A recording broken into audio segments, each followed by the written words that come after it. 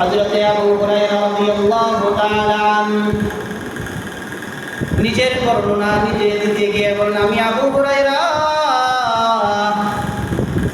এমন একজন সাহাবী যে আমি আবু হুরায়রা ছিলাম, আমার পেটে ক্ষুধা, আমি আমার ঘরে কোনো খাবার নাই, আমি খেতে পেতাম না। আমি আবু হুরায়রার ঘরে না ছিল খাবার, আমি আবু হুরায়রার না ছিল টাকা, না ছিল পয়সা, না ছিল জমি যে আমি চাষ করব। হযরতে আবু হুরায়রা রাদিয়াল্লাহু তাআলা আনহু বলেন, আমি এমন ক্ষুধায় মসজিদের নববীর মধ্যে গিয়ে পেটকে নিচের দিকে চাপা দিয়ে শুয়ে থাকতাম। মানুষ আমাকে দেখে মনে করতো আমার যেন রোগ হয়েছে, আমি যেন পাগল হয়ে গেছি, অচেতন হয়ে গেছি।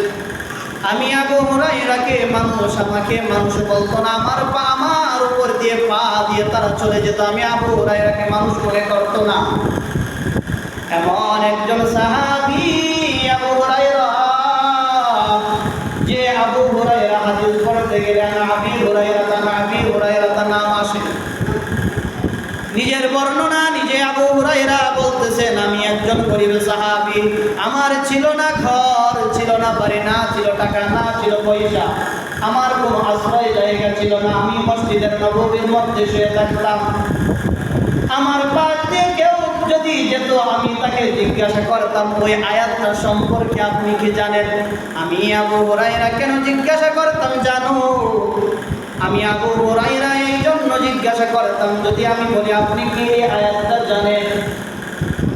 একদিন হযরতে সিদ্দিক আকবর আবু বকর সিদ্দিক রাদিয়াল্লাহু তাআলা আনহু আমার পাশ দিয়ে হেঁটে যায়। আমি আবু বকরকে বললাম, আবু বকর আপনি কি ওই আয়াতটা সম্পর্কে জানেন? আমার মূল জিজ্ঞাসার কারণ হলো, আমি বলার পরে যদি আবু বকর আমাকে বলে, হে আবু হুরায়রা তুমি কি আজকে কোনো খাবার খেয়েছো? তখন আমি আবু হুরায়রা বলবো, না আমি কোনো খাবার খাইনি। আমি যদি এই কথা বলি, হযরতে আবু বকর বলবে না সবার সঙ্গে খাবার খেয়ে নাও। এই জন্য আমি আবু বকরকে জিজ্ঞাসা করতাম, আপনি কি আয়াতটা জানেন? আবু বকর এই আয়াতের উত্তর দিয়ে চলে গেল, খাবারের কথা কিছুই বলেনি। তারপর হযরতে উমর রাদিয়াল্লাহু তাআলা আনহু আসলো, উমর ইবনুল খাত্তাবকে বললাম, হযরতে উমর আপনি কি ওই আয়াত সম্পর্কে জানেন? আমি এই জন্য জিজ্ঞাসা করলাম, উমর যদি বলে আবু হুরায়রা তুমি কি কোনো খাবার খেয়েছো? আমি বলবো না আমি কোনো খাবার খাইনি। তাহলে হযরতে উমর আমাকে খাবার খাওয়াইবে, এই জন্য আমি বললাম। উমর আমার প্রশ্নের উত্তর দিয়ে চলে গেল, উমর আমাকে খাবারের কথা বলেনি। একটু পরে দেখলাম হযরতে আরবি মুহাম্মদুর রাসূলুল্লাহ সাল্লাল্লাহু আলাইহি ওয়াসাল্লাম আসলেন। মুহাম্মদ সাল্লাল্লাহু আলাইহি ওয়াসাল্লাম আমার চেহারা দেখেই বুঝতে পারলেন যে আমি খাবার খাইনি। তারপরে একটা মুস্কি হেসে দিলেন।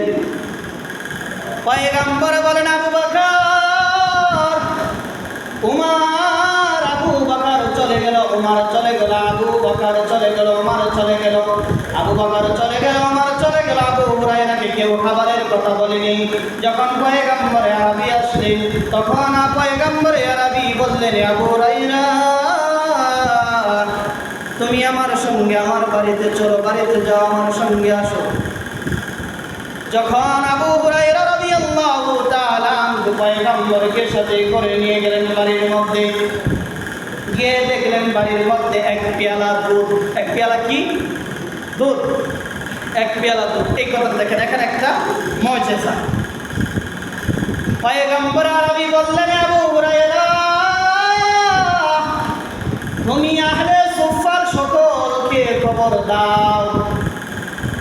পয়গম্বর জিজ্ঞাসা করলেন, ওনার বিবিদেরকে বললেন যে এই দুধ কোথায় থেকে আসলো?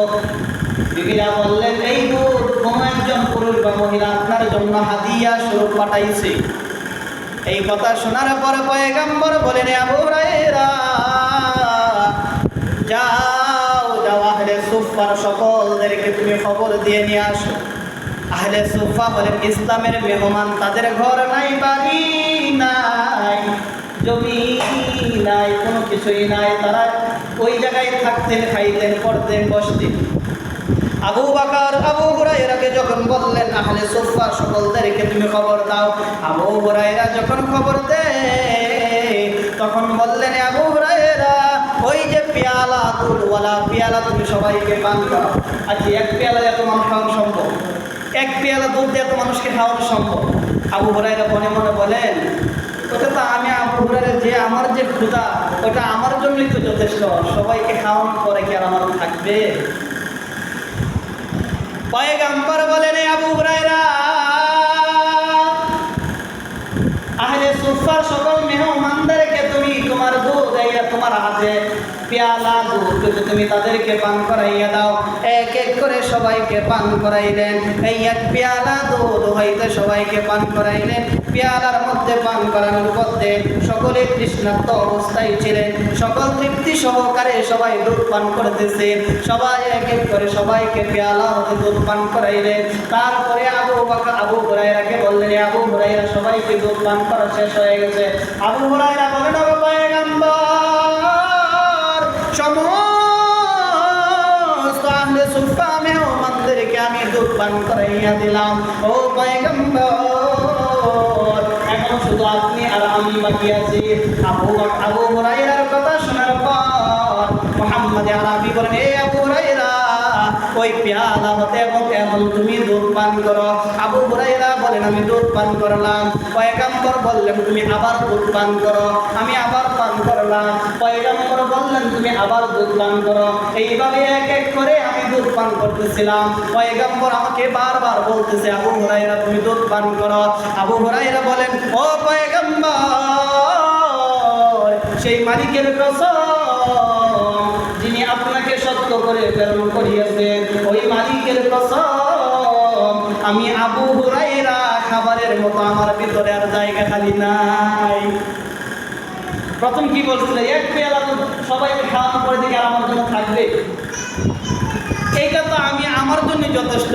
এখন আহলে সুফফা কত মানুষ সবাই খাবে তারপরে আমি খাবো, যে এটা তো তাদেরকে দিলে আমার আশা শেষ।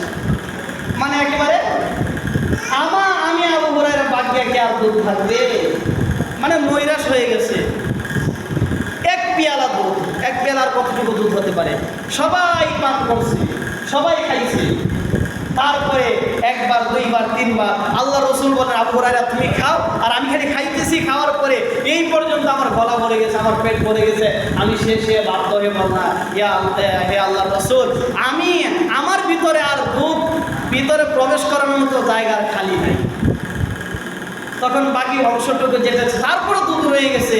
তারপরে আল্লাহ রাসূল সাল্লাল্লাহু আলাইহি ওয়াসাল্লাম আল্লাহর প্রশংসা করে এই দুধটুকু মুহাম্মদ সাল্লাল্লাহু আলাইহি ওয়াসাল্লাম নিজে পান করে শেষ করে দিলেন। তাহলে বলেন তো এক পেয়ালা দুধ দিয়ে কতজন খাইছে? তো এইটা থেকে আমি আপনাকে কি বোঝাতে চাইলাম, এখানে দুইটা বিষয়, এই হাদিসের মধ্যে দুইটা বিষয় হচ্ছে। এক নম্বর বিষয় হচ্ছে যে আবু হুরায়রা রাদিয়াল্লাহু তাআলা আনহুকে বিশ্বের সবাই চিনে, যে রাসূল সাল্লাল্লাহু আলাইহি ওয়াসাল্লামের একজন সাহাবী ছিলেন যে আবু হুরায়রা। এমন একজন তিনি বলতেন যে আমার তো ঘর বাড়ি কোনো কিছু নেই, আমি মসজিদের নববীতেই পড়ে থাকতাম। আমার ঘর বাড়ি থাকলেই আমি বাড়িতে যেতাম, সংসার থাকলেই না সংসার করতাম, জমি থাকলেই না আমি চাষ করতাম, কোনো কিছুই নেই। আর আবু হুরায়রা রাদিয়াল্লাহু তাআলা আনহু আল্লাহ রসুলের সঙ্গে 3 থেকে 4 বছর ছিলেন। আর 3 থেকে 4 বছরের মধ্যে সমস্ত অন্যান্য সাহাবীদের চাইতে বেশি হাদিস মুখস্থ করেছেন আবু হুরায়রা রাদিয়াল্লাহু তাআলা। কারণ অন্যান্য সাহাবীদের ঘর বাড়ি জমি জমা ছিল, তারা চলে যেতেন। আর আবু হুরায়রা নিজের বর্ণনা এই কথা উনি নিজে বলতেছেন যে আমার কোনো কিছু নেই, আমি এনেই পড়ে থাকতাম, মসজিদে নববীতে পড়ে থাকতাম, আর অন্যরা চলে যেত।